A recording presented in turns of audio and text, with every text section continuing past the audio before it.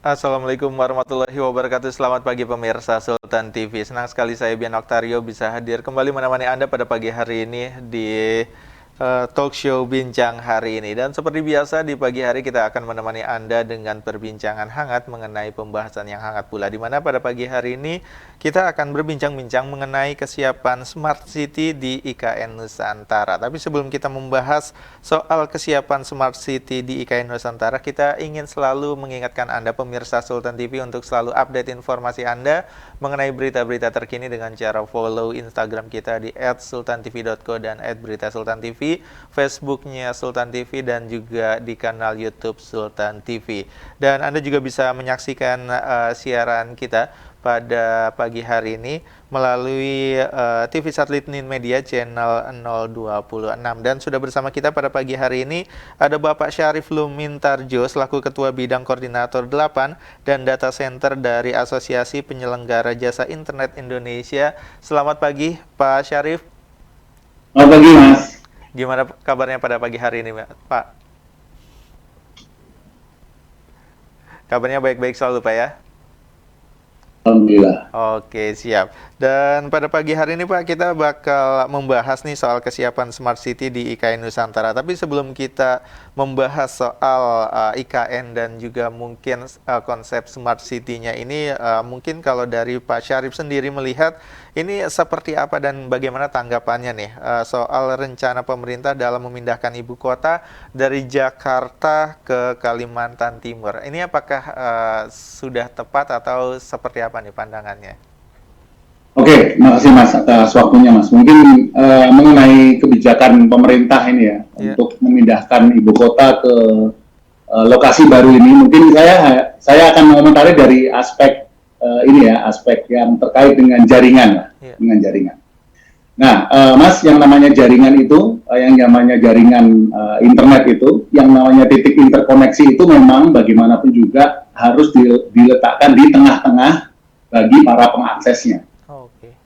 Kalau lebih seperti itu. Kalau kita lihat dari aspek secara geografis ya, ini kan IKN ini kan diletakkan di tengah-tengah seluruh area wilayah kedaulatan Negara Kesatuan Republik Indonesia gitu. Jadi letaknya itu di tengah. Nah, mungkin akan memberikan akses yang sama bagi seluruh masyarakat Indonesia, baik yang di sisi barat ataupun di sisi timur. Kalau kita lihat dari kita pindah dari Pulau Jawa di Pulau Jawa kan itu agak ke barat itu. Tapi setelah dipindah di IKN ini kan letaknya jadi di tengah gitu. Nah, mungkin saya mengomentari secara dari aspek network ini akan memberikan jarak yang sama dengan seluruh istilahnya itu ya area di seluruh Republik Indonesia ini karena letaknya di tengah. Ya tentunya kalau misal kita mengaca pada katakanlah perjalanan pesawat orang mau ke ibu kota kan jadi minimal sama antara saudara-saudara kita di daerah barat dan saudara kita di daerah timur. Nah, namun secara hal lain mungkin wajib kita dukunglah keputusan ini karena saya kira sudah melalui kajian-kajian yang mendalam.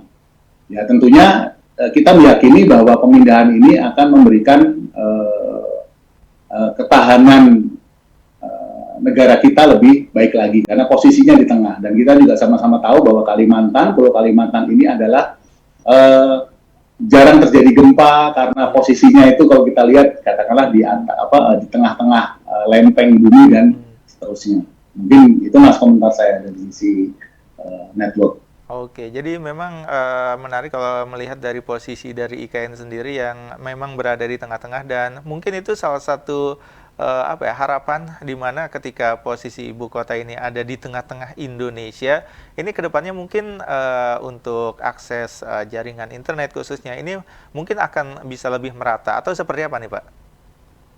Ya, begini Mas, mungkin kita harus membedakan ya antara akses internet untuk seluruh masyarakat Indonesia dan akses internet untuk IKN. Gitu. Nah, saya kira begini, pada dasarnya adalah komunikasi data itu terjadi antara user dengan dia menggunakan alat atau menggunakan gadget, apakah itu komputer, apakah itu smartphone, kemudian dia melalui jaringan. Nah, ujungnya adalah dia mengakses itu sebuah server. Nah, server itu diletakkan di yang namanya data center. Nah, seperti kita ketahui di dalam program pemerintah Indonesia yang Kominfo setahu saya, memang ada program untuk yang namanya PDN, Pusat Data Nasional. Nah, di situ diharapkan adalah Indonesia memiliki satu ekosistem pusat data nasional di mana data-data Indonesia itu disimpan di situ semua. Nah, makanya di situ akan terjadi yang namanya kedaulatan data Indonesia. Nah, ini apa namanya akan kemungkinan besar mungkin PDN itu juga akan diletakkan di lokasi di Pulau Kalimantan juga yang mungkin akan dekat juga dengan IKN ini. Nah, sehingga akses data atau akses informasi seluruh masyarakat Indonesia dapat di-hosting atau disimpan di PDN tersebut yang dekat dengan IKN. Seperti itu, Mas. Nah, jadi saya kira kalau misal kita bicara akses internet bagi seluruh masyarakat Indonesia, itu memang agak sedikit harus dibedakan dengan akses ke IKN ini. Gitu. Kalau IKN kan lokasinya satu nih, Mas. Satu lokasi aja gitu. Nah, sementara kalau kita bicara akses internet untuk seluruh masyarakat Indonesia ini kan lebih tersebar gitu. Jadi yang servernya ada di IKN, kemudian pengaksesnya ada di seluruh Indonesia. Ini nanti melalui para operator-operator telekomunikasi. Mungkin kalau yang berbasis kabel itu ada di asosiasi kami. Kalau yang mungkin menggunakan nirkabel atau menggunakan 4G itu ada di operator seluler. Ini seperti itu, Mas. Jadi bisa dibilang kalau nanti ke depannya servernya nanti akan berada di Kalimantan itu atau mungkin juga ada di IKN, ini bisa dibilang sebenarnya pengaruh tidak terhadap jaringan internet yang ke depannya ini akan ke seluruh Indonesianya nih, Pak? Ya, jadi gini, Mas, yang namanya ekosistem internet ini melibatkan berbagai macam stakeholder, Mas. Kan mulai dari jaringan fisiknya, ya kan, yaitu fiber optiknya, atau yang tadi saya katakan adalah wirelessnya. Nah, kemudian ada yang namanya internet exchange. Nah, internet exchange ini adalah salah satunya adalah yang ada di asosiasi kami, yang kita namakan sebagai Indonesia Internet Exchange. Jadi dari seluruh para operator atau penyedia jasa internet yang nanti akan melayani masyarakat, koneksinya itu bisa saja ke Internet Exchange. Nanti dari Internet Exchange ini ada koneksi lagi ke Pusat Data Nasional dan satu lagi ke daerah IKN, gitu. Jadi ini adalah suatu mekanisme atau suatu metode komunikasi data yang sudah lazim dilakukan di dunia. Jadi saya kira tidak ada masalah itu, karena IKN kan memang di satu lokasi. Justru memang kita harus fokus kepada bagaimana seluruh masyarakat Indonesia itu dapat akses ke internet. Karena at the end, sesuai dengan pembahasan kali ini kan berarti kan ini kan ujungnya smart city nantinya. Benar. Smart city itu orang harus punya gadget, harus punya akses, harus punya kuota untuk mengakses layanan-layanan dari government. Oke. Dan kalau kita membahas soal smart city-nya gitu, di mana ini akan menjadi salah satu konsep yang akan diusung di IKN Nusantara nanti. Kalau menurut Pak Syarif sendiri, ini melihatnya bagaimana nih soal konsep smart city di IKN? Ini apakah sudah tepat atau mungkin ini mengawang-awang atau seperti apa nih, Pak? Ya, jadi begini, Mas, yang namanya smart city itu kalau kita lihat begini, mungkin kita kalau programnya Presiden Jokowi itu ada satu namanya digital transformation ya. Kita mentransformasi digital. Transformasi itu dari yang tadinya tidak digital itu menjadi digital. Mungkin ini effortnya cukup lumayan ini. Kita ada berbagai macam aspek, misal kayak kita melakukan edukasi, kemudian belum edukasi ya. Misal kita punya gadgetnya dulu, kemudian kita mempelajari bagaimana cara menggunakan aplikasinya, baru kita bisa melakukan yang namanya transformasi. Jadi yang tadinya analog menjadi digital. Ya. Nah, tapi kalau kita lihat di IKN ini kan ini membangun baru, Mas, membangun baru. Jadi mungkin saya ambil contoh misal sebuah perumahan aja. Kalau perumahan lama ini kan repot sekali ya. Kita pengen katakanlah kabel listrik itu jangan di atas tapi di bawah. Kemudian sudah ada saluran airnya, air minumnya. Akan membongkar lagi kemudian ada pembangunan, nanti datang lagi pembangunan untuk kabel data, nanti dibongkar lagi yang sudah dibangun. Nah, karena memang tidak disiapkan dari awal, karena kita melakukan perubahan dari yang tadinya tidak terintegrasi menjadi terintegrasi. Tapi kalau kita lihat di IKN ini kan membangun dari awal, Mas. Nah, sehingga konsep-konsep smart city dari awal untuk terkait dengan infrastruktur itu bisa disiapkan dari awal. Mungkin mengenai tata kotanya, mungkin mengenai layout-nya. Ya, seperti kita tahu smart city ini sebetulnya komponennya itu banyak, Mas. Ya, ada 6 pilar konon ya. Kalau kita lihat dari literatur dari Kominfo ini ada 6 pilar: smart environment, smart economy, smart branding, smart government, smart society, and smart living. Nah, ke-6 pilar ini ya itu tidak akan bisa terwujud kalau infrastrukturnya tidak dibangun untuk mendukung 6 pilar ini, Mas. Gitu. Nah, kalau kita lihat kan IKN ini kan baru, Mas. Jadi dari awal itu infrastrukturnya itu mendukung untuk pembangunan smart city. Jadi ini bukan sesuatu yang berlebihan, karena seperti yang saya contohkan tadi, kalau perumahan dibangun dari awal pun semuanya itu bisa rapi. Misal kita membuat konsep tadi listrik harus di bawah. Tapi kita akan repot, Mas, kalau misal kita harus seperti sekarang ini pemerintah katakanlah suatu kabupaten kota gitu ya. Kabel data udah ada di atas, kemudian sudah ruwet lah di atas, kemudian harus diturunkan di bawah. Ini kan effortnya lebih besar, Mas, daripada kalau kita membangun dari awal memang sudah smart, sudah mendukung untuk smart city. Begitu. Karena sekali lagi ya, 6 pilar yang saya sebutkan tadi, ini saya ambil aja saya ngutip dari websitenya Kominfo ya, 6 pilar tadi itu tidak akan terwujud tanpa adanya infrastruktur telekomunikasi yang memadai. Begitu, Mas, kurang lebih. Jadi ini bukan saya yakin ini bisa terwujud di IKN.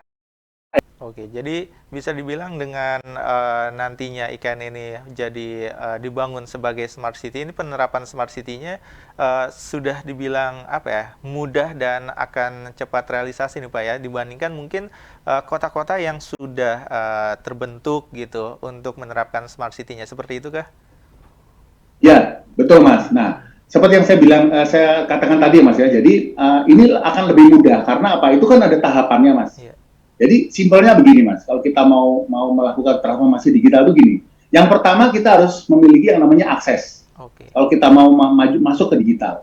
Yang kedua kita harus memiliki yang namanya knowledge atau pengetahuan. Nah, sebagai contoh misal ya, mungkin nenek saya kasih smartphone pun nggak memiliki pengetahuan bagaimana cara menggunakan smartphone. Bagaimana cara menggunakan. Baru langkah ketiga adalah apabila kita memiliki akses, kemudian kita memiliki pengetahuan. Yang ketiga baru kita bisa memanfaatkannya. 3 tahap ini nggak boleh dibalik-balik sebetulnya. Nah, tapi yang paling satu adalah akses dulu. Akses itu selalu terkait dengan yang namanya infrastruktur. Gitu. Jadi, let's say, katakanlah kita mau bicara mengenai smart government. Di sini semua harus sistem pemerintahan berbasis elektronik. Nah, berarti kan kita harus memiliki akses dulu. Kemudian yang kedua adalah pemerintah bisa melakukan sosialisasi bagaimana cara penggunaan fitur-fitur atau aplikasi-aplikasi yang berbasis elektronik itu. Sebagai contoh, Mas, sebagai contoh nih ya, yang penerapannya masih setengah-setengah. Mengenai SPBE yang terkait dengan tanda tangan elektronik. Nah, apakah legal? Apakah boleh kita menandatangani sebuah perjanjian kerjasama itu secara elektronik? Sah nggak nanti apabila terjadi masalah hukum, kemudian dibawa ke pengadilan, sah nggak tanda tangan elektronik itu? Nah, ini kan harus ada sosialisasi, atau harus ada penyesuaian atau harmonisasi regulasi atau apapun itu, yang pihak-pihak lain itu mengakui bahwa tanda tangan elektronik ini sah. Gitu. Oke, sebagai contoh lain, misal materai. Materai itu kan saat ini kan materai tempel. Nah, apakah SPBE itu sistem pemerintahan elektronik itu mengakui yang namanya materai elektronik? Nah, ini bagaimana cara penerapannya? Nah, ini yang terkait dengan tadi dengan pengetahuan, dengan sosialisasi tata caranya bagaimana, regulasinya bagaimana, aturan bagaimana. Baru yang terakhir kita bisa memanfaatkan yang namanya smart society, ya kan? Jadi masyarakatnya di sini sudah smart sehingga hidupnya itu efektif dan efisien. Gitu. Nah, ke apa namanya konsep pilar-pilar inilah yang apa namanya nanti ke depan itu menjadi apa ya mungkin cita-cita dari seluruh kabupaten kota dan kabupaten provinsi di Indonesia. Dan menurut saya IKN ini bisa menjadi model jadikan contoh bagi seluruh kabupaten kota di Indonesia bagaimana cara menerapkan smart city. Karena kita kan butuh model awal nih Mas. Awal yang ideal itu seperti apa? Gitu kira-kira. Oke, dan memang menarik kalau berbicara mengenai IKN yang tadi sempat disinggung, di mana pembangunan awalnya dengan konsep IKN ini lebih memudahkan untuk mengangkat konsep smart city-nya itu. Dan ini apakah memiliki tantangan juga, walaupun dibilang ini cukup akan lancar-lancar saja. Nah, ini akan kita bahas nanti nih soal apa saja sih tantangan IKN untuk terwujudnya jadi smart city, dan mungkin juga tantangan-tantangan kota lain nih yang ibaratnya sudah jadi gitu sebagai kota, apakah bisa menjadi smart city yang mengikuti IKN. Dan mungkin juga nanti akan dibahas juga nih soal peran dari APJI sendiri ini untuk mendukung IKN seperti apa. Tapi kita akan lanjutkan lagi nih Pak perbincangan kita harus jeda untuk sejenak. Dan pemirsa Sultan TV, kita akan lanjutkan lagi perbincangan kita bersama dengan Tarjo selaku Ketua Bidang Koordinator 8 dan Data Center Asosiasi Penyelenggara Jasa Internet Indonesia. Jadi pastikan Anda tetap bersama kami di Talkshow Bincang hari ini.